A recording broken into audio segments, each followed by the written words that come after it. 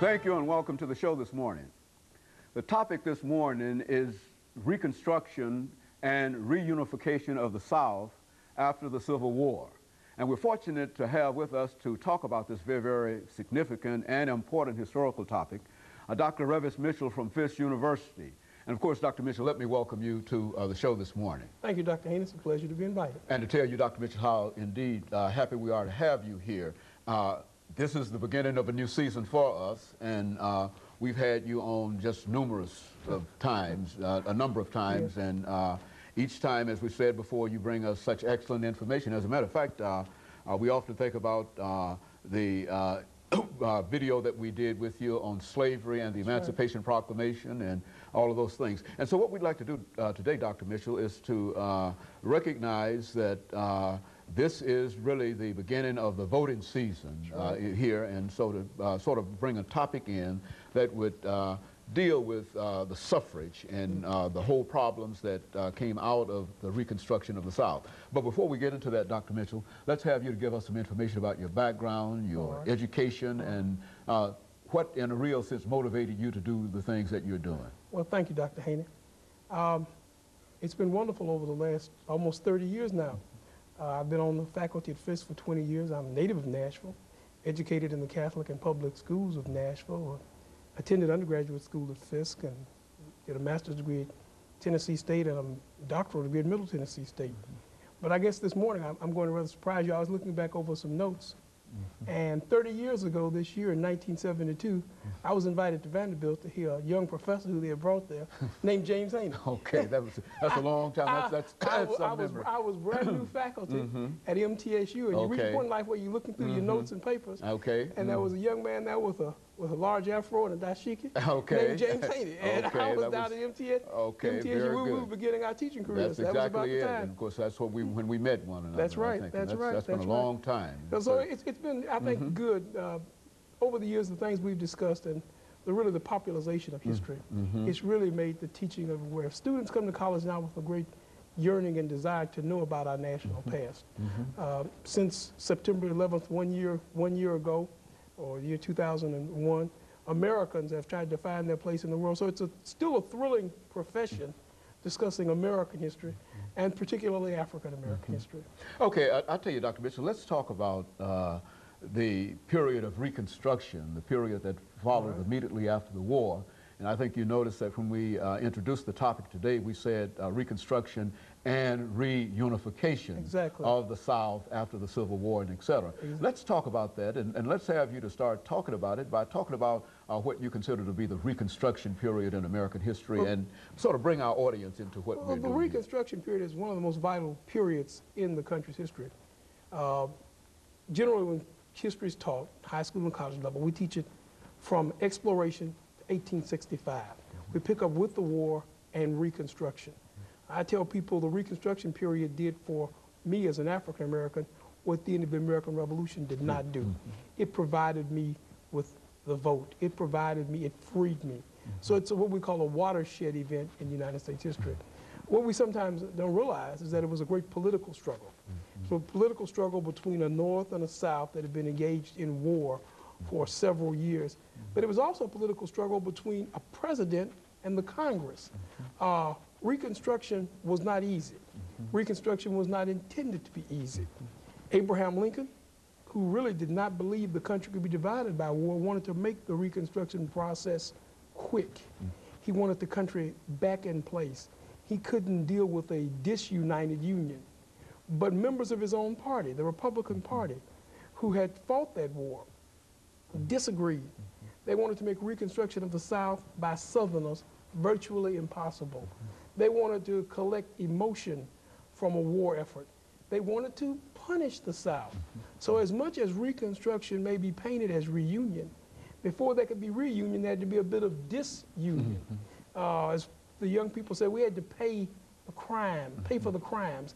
And in the eyes of Northern Republicans, radicals within Lincoln's party, the crime had been ever leaving the Union. So there's a struggle. Reconstruction is a point of struggle. Politics, Lincoln initially wanted 10% of the South, 10% of those who had voted in the election of 1850 to swear allegiance. But then you've got to look at who voted in 1850. Women didn't vote. Certainly black people didn't vote. And those who didn't own land didn't vote. So only a small percentage of those actually voted. Of that, he only wanted 10% to swear allegiance, and he would declare states reunited. Now, is this what they meant by Lincoln having what might be considered a very, very mild and very sympathetic policy toward the South? And really, it was towards the South, but really it was his support of the Union. He wanted that Union back and functioning. This is what he'd argued the war was fought about, and many people miss the fact that the war wasn't fought as much about slavery as it was about maintaining the Union. Go on. Maintaining that Union. Lincoln hoped that the Union would be back and functioning within a year. Unfortunately, there's such a disunion in the country that Lincoln's assassination is brought on by the question of this reuniting the Union. The ultimate question were those Southerners who were upset with Lincoln. He had the radicals, they're upset with Lincoln. Lincoln really is in a state where he can't carry out what he wishes. When his bill goes to the Congress, his Wade Davis bill that brought about Reconstruction, it doesn't go anyplace. The Congress stifles it. Then they bring forth a bill, and when that bill comes to Lincoln, the radical plan, he lets it lay on his desk and lets Congress go out of session. He exercises his pocket veto. So the struggle that ensues after the Civil War is as much a battle between a president and Congress as we've ever experienced. Presently, in the world situation where we're looking at the events and planning war, or looking at war, and there's a struggle between the president and the Congress, that's very reminiscent of that era after Reconstruction. It's a detrimental era for the entire nation. It's very detrimental for the South.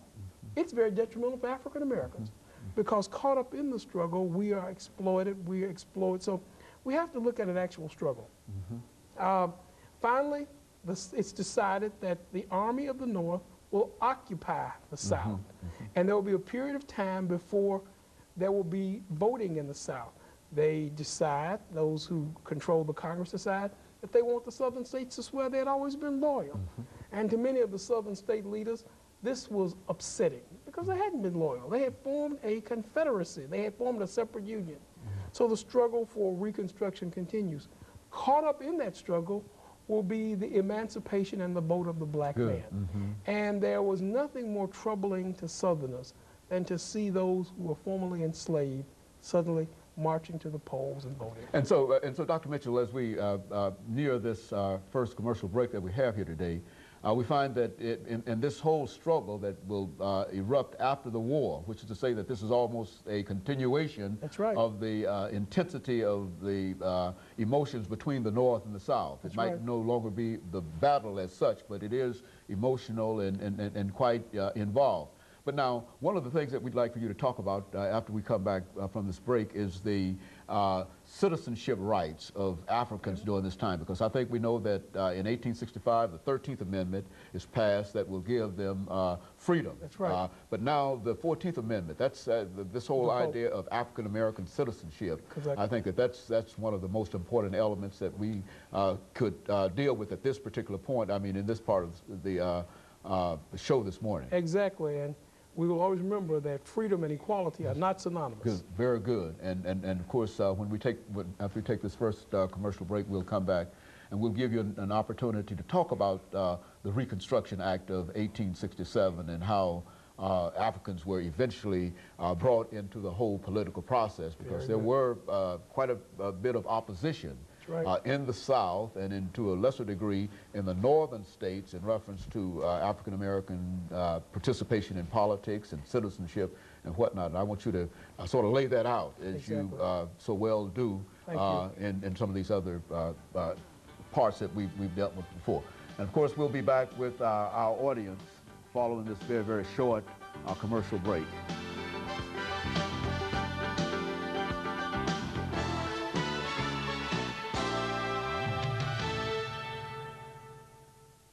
It's a scorching hot day.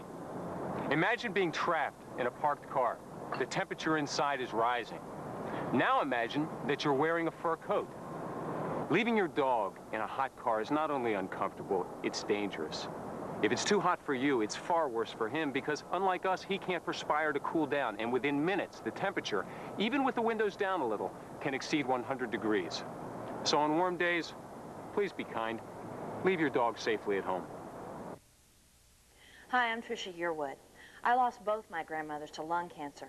To learn more about lung cancer and women, call 1-866-HER-CANCER.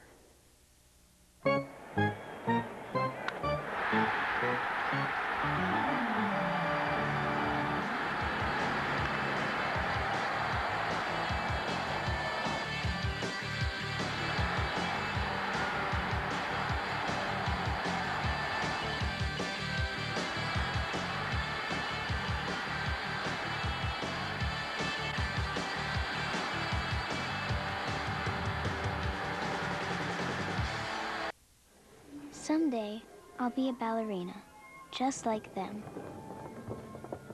Someday, this won't just be my wish. Someday, I won't be sick.